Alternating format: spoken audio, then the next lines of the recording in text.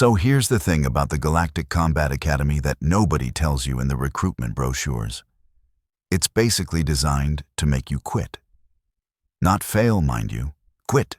There's a difference. Failure implies you tried and couldn't make it. Quitting means they broke your spirit so thoroughly that you just packed your bags, called your mom, and went home to become an accountant or something equally depressing. The Academy had been churning out the galaxy's finest warriors for 3,000 years. Which sounds impressive until you realize that in all that time, exactly 0 humans had ever enrolled. According to YouTube analytics, 99.3% of viewers are not subscribed. That's a huge number. By subscribing the channel that is completely free, you'll help support the channel and never miss fresh content. Not because we weren't allowed, oh no. The Galactic Council was very progressive about these things. It's just that nobody had ever bothered to invite us. We were the new kids on the cosmic block, the species that had only figured out faster than light travel about 40 years ago, which in galactic terms made us basically toddlers playing with matches. So, when Jennifer Kowalski, a completely average human from Cleveland, Ohio, submitted her application to the Academy, the admissions board did what any reasonable collection of advanced alien species would do. They laughed. Like, actually laughed. The Vrexian admissions officer apparently laughed so hard, he broke 3 of his respiratory spiracles and had to be hospitalized. But here's the fun part about bureaucracy. It's the same soul-crushing machine everywhere in the universe. Jennifer had filled out every form correctly, scored adequately on the entrance exams, and technically met all the minimum requirements. So despite the fact that the entire admissions department thought this was the funniest thing to happen since that incident with the Plutonian ambassador and the ceremonial seafood platter, they had to let her in. The Academy's commandant, a towering Kralix named Thor-Zun, who had approximately 17 different ways to kill you with his pinkies alone, was not amused. He had a reputation to maintain. The Academy's washout rate was 93%, a number he was deeply proud of. It was printed on his business cards. He'd had it tattooed across his secondary thorax.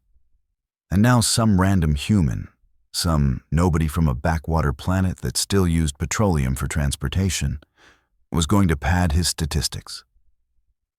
The plan was simple. She'd fail the first test. Everyone always failed the first test. It was practically a tradition. The first test was called the Gauntlet of Eternal Suffering, which should give you some idea of what you were in for. It was a 48-hour endurance run through a constantly shifting obstacle course filled with things that wanted to kill you, maim you, or at the very least, make you seriously reconsider your life choices. The current record was held by a Thorian battlelord who'd completed it in 41 hours and 17 minutes, before collapsing into what witnesses described as a whimpering pile of muscle and regret. Most cadets made it about 6 hours before tapping out. The really determined ones sometimes pushed to 12. Nobody expected Jennifer to last 2.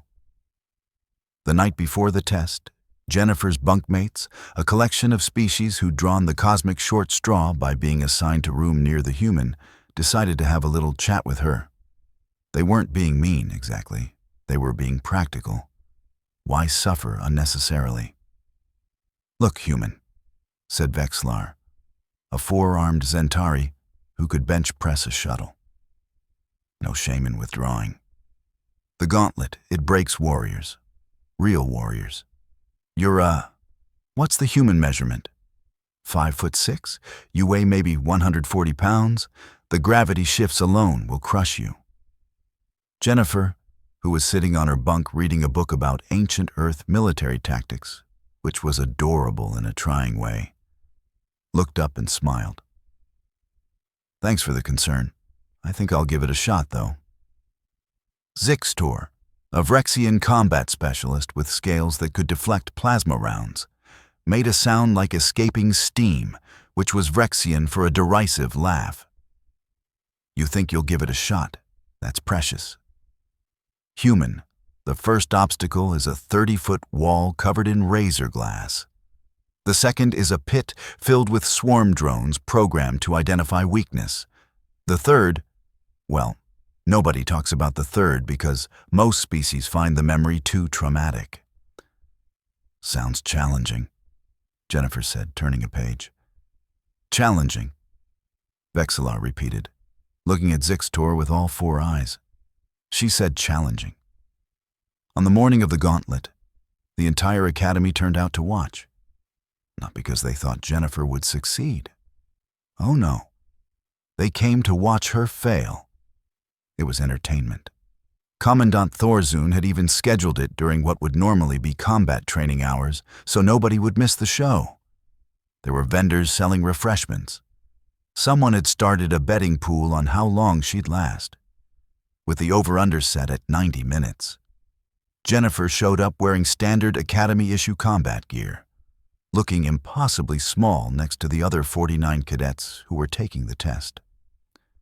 There was a Thorian who stood 9 feet tall and had arms like tree trunks.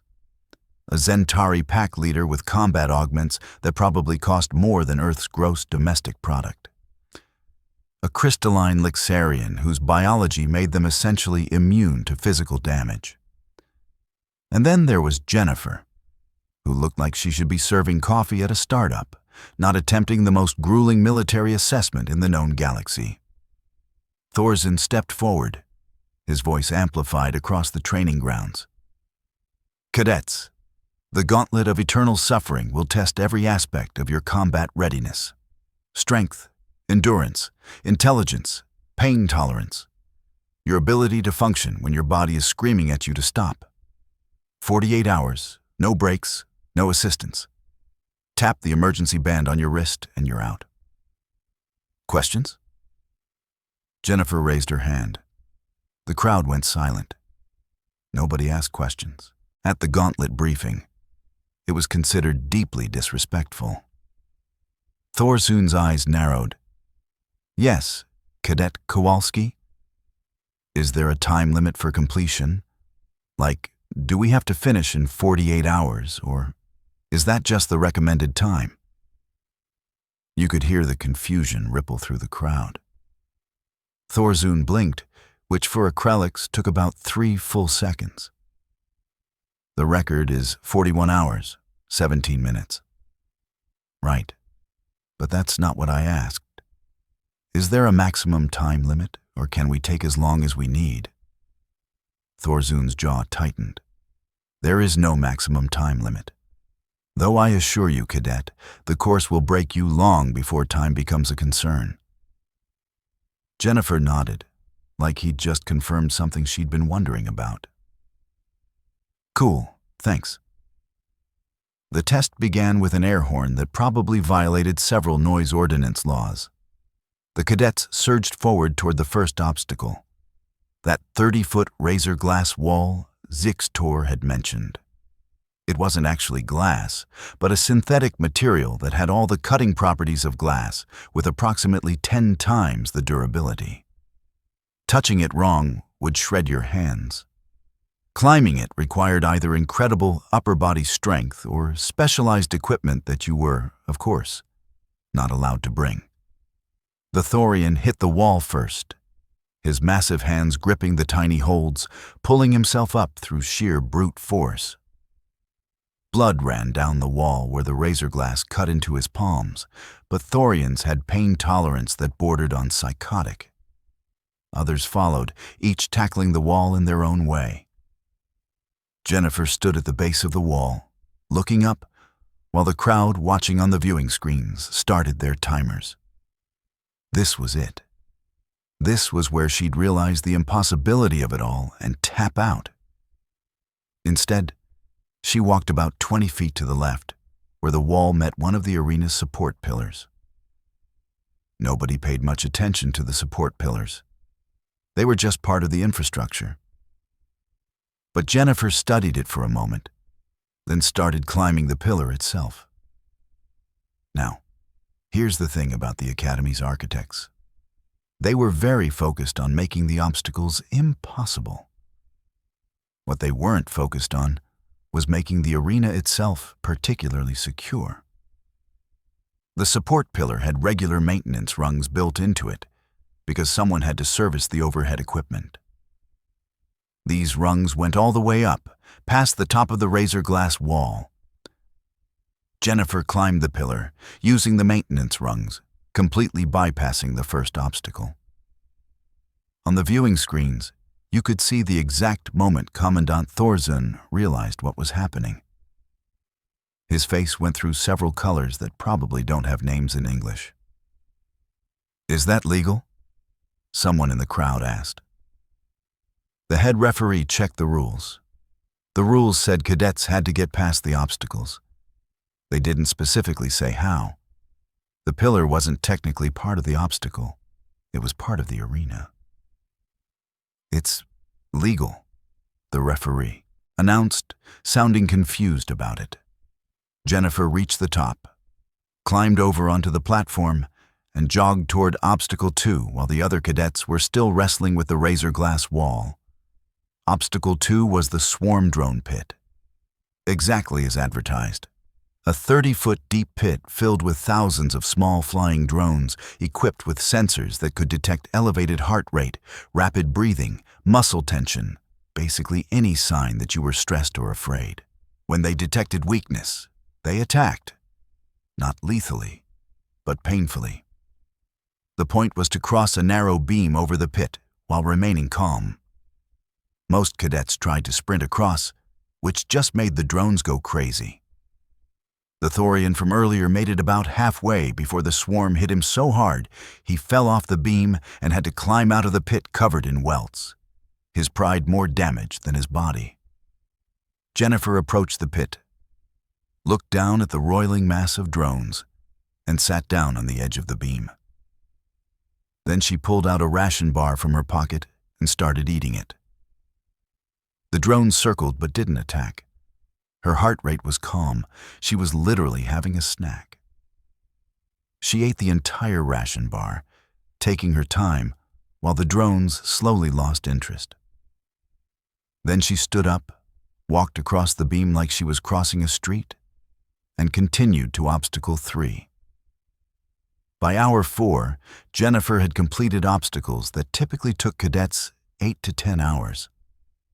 Not because she was physically superior. She absolutely wasn't. The Thorian could have thrown her across the arena like a javelin. But she was doing something that nobody else was doing. She was thinking. Obstacle 7 was a maze filled with sonic disruptors that would pummel you with sound waves strong enough to rupture organs if you took the wrong path. Most cadets tried to muscle through, enduring the pain until they found the exit. Jennifer found a maintenance tunnel that ran under the maze. Apparently, the disruptors needed power cables, and those cables had to run somewhere. She followed the cables backward to their source, went around the entire obstacle, and popped out the other side. Obstacle 12 was a zero-gravity combat simulation, where you had to fight off automated defense drones while floating in a spherical chamber. The drones were programmed to be aggressive and numerous. Jennifer didn't fight them. She found the drone recharge ports, waited for the drones to dock for their automated recharge cycle, and walked past them while they were powered down. By hour 16, she'd completed half the course. The betting pool had dissolved into chaos. The Academy's senior instructors were having emergency meetings. Commandant Thorzun had been silent for 6 hours, which his staff found deeply concerning. The thing was, nobody could figure out how to stop her. She wasn't breaking any rules. She was just interpreting them in ways that nobody had considered. Every shortcut she found was technically legal.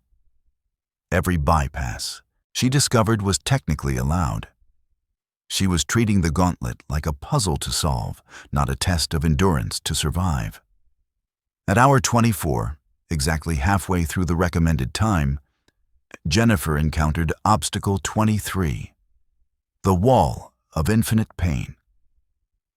This was the one that broke most cadets who made it this far. It was a corridor exactly 1 mile long where the floor was electrified.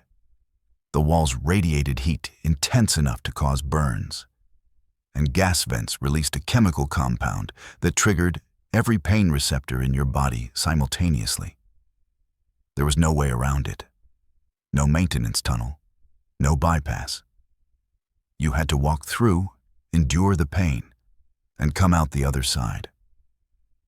The current record holder had crawled through this section in 90 minutes and had apparently screamed the entire time. Jennifer stood at the entrance, evaluating the corridor. The viewing screen zoomed in. This was it. This was where the human would break. She took off her boots. Someone in the crowd laughed. "What's she doing? That'll make it worse." But Jennifer tied her boots together and threw them down the corridor as hard as she could. They skittered across the electrified floor, and she watched carefully where they touched down, how they bounced, the pattern of the electrical discharge. Then she pulled off her uniform jacket, wrapped it around her hands and face, took a deep breath, and ran. Not walked. Ran. She sprinted down that corridor like her life depended on it, her bare feet barely touching the electrified floor, her wrapped hands brushing against the burning walls only enough to maintain balance. The pain gas hit her, and she didn't slow down. She just kept running, her face locked in a grimace that was probably visible from orbit. She cleared the corridor in 4 minutes and 37 seconds. The Academy's medical staff, standing by for the inevitable emergency, just stared at their instruments. Her heart rate was dangerously elevated. Her pain indicators were off the charts. But she was through, and she was still moving. "Someone explain to me," Commandant Thorzun said slowly, his voice dangerously calm, "how a human with no combat augments, no specialized training, and a body mass that's barely adequate for her own planet's gravity, is currently on pace to set a new Academy record." Nobody had an answer. By hour 30, Jennifer had completed 35 obstacles. She was ahead of the record pace.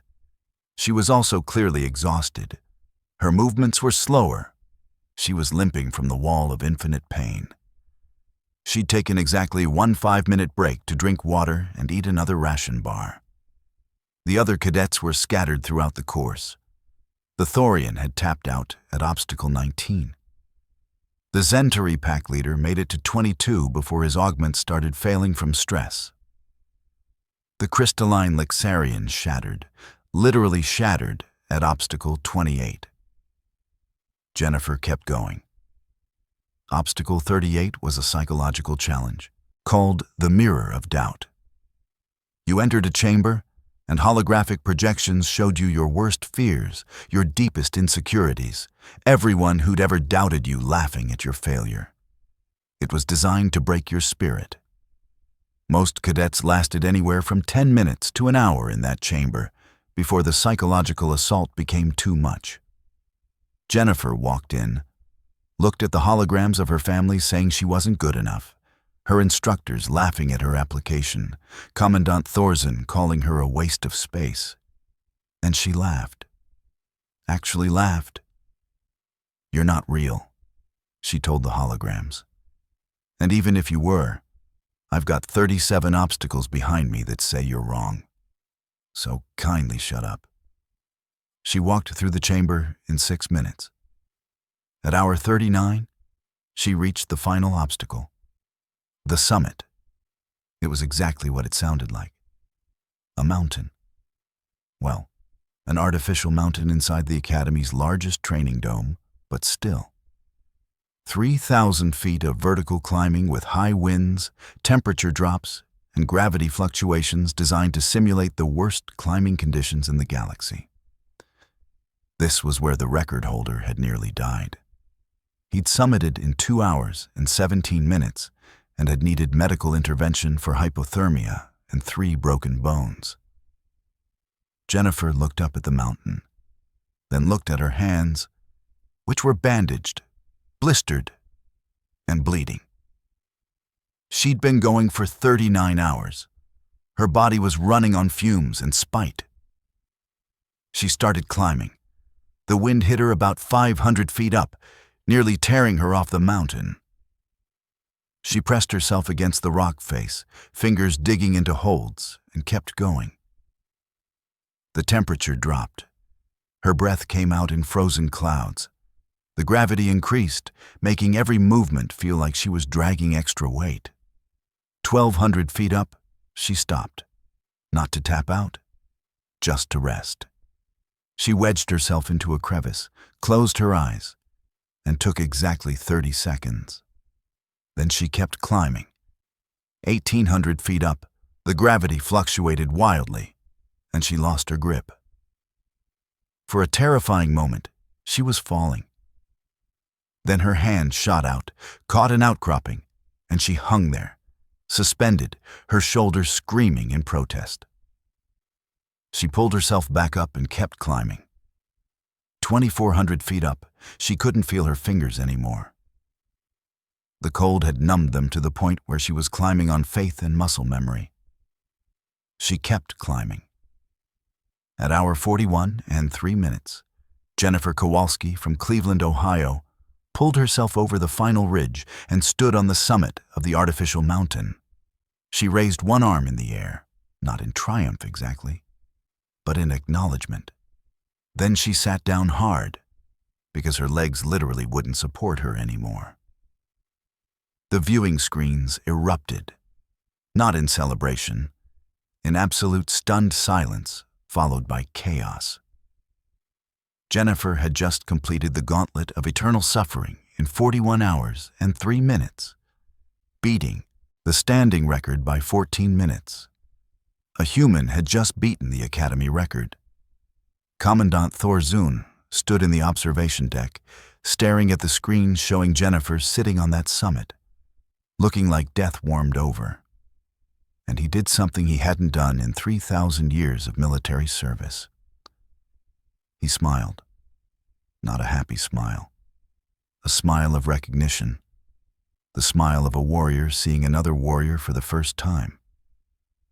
When they brought Jennifer down from the summit, wrapped in thermal blankets and pumped full of medical nanites to repair the damage she'd done to herself, Thorzun was waiting. "Cadet Kowalski," he said, his voice formal. Jennifer tried to salute, but her arm didn't quite cooperate. "Sir." "You cheated," he said flatly. "No, sir. I followed every rule in the regulations." "You bypassed obstacles. You found shortcuts. You treated the gauntlet like a technical problem instead of a test of endurance." "Yes, sir. That's exactly what I did." Thorzun stared at her for a long moment. "Why?" Jennifer blinked, confused. "Because the rules didn't say I couldn't. They said get past the obstacles. They didn't say suffer through them. And honestly, sir, I'm not strong enough to do this the way everyone else does it. I'm not fast enough. I'm not tough enough. So I had to be smarter." "You realize," Thorzun said slowly, "that you've just invalidated 3,000 years of Academy tradition." "I realized that around Obstacle 7, sir. I considered stopping. Then I figured I'd come this far, might as well finish."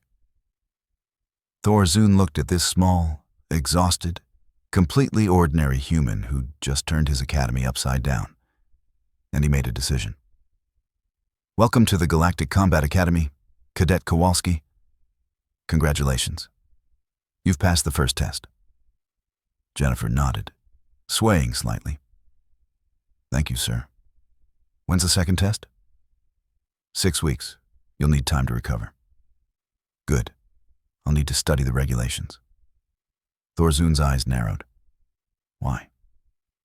Jennifer smiled, just a little. "Because I assume you're going to try to stop me from finding loopholes in the next one. Which means I need to find bigger loopholes." And that's when Commandant Thorzun realized that letting the human into the academy might have been the worst mistake of his career. Or possibly the best. He wasn't sure yet. But he was absolutely certain of one thing. Jennifer Kowalski was going to ruin his dropout statistics. In the barracks that night, Vexillar and Zixtor found Jennifer lying in her bunk, every muscle in her body screaming, covered in medical patches and looking like she'd gone 10 rounds with a cargo transport. That was the stupidest thing I've ever seen, Vexillar said. Also the most impressive, Zixtor admitted grudgingly. Jennifer cracked one eye open. Thanks, I think. Hey, either of you know what the second test is? They exchanged glances. It's called the Crucible of Absolute Despair. Catchy. What's it involve? We don't know. Nobody talks about it. The ones who pass it are never the same. Jennifer closed her eye. Well, that sounds ominous and dramatic. I'm sure it'll be fine.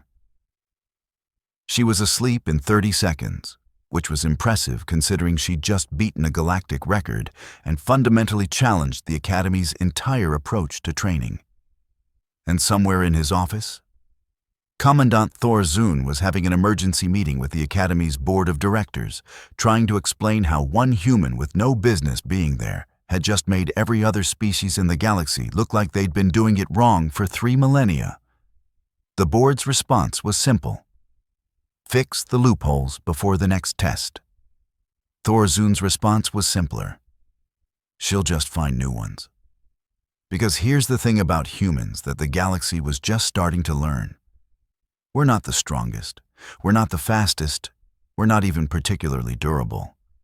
But we've spent our entire evolutionary history being too weak to fight the things that wanted to eat us. So we got really, really good at cheating. We call it innovation. Everyone else calls it exploiting loopholes. Potato, potato. Jennifer Kowalski was about to teach the Galactic Combat Academy that sometimes the best warrior isn't the one who can endure the most pain. Sometimes it's the one who finds a way to avoid the pain entirely while still accomplishing the mission.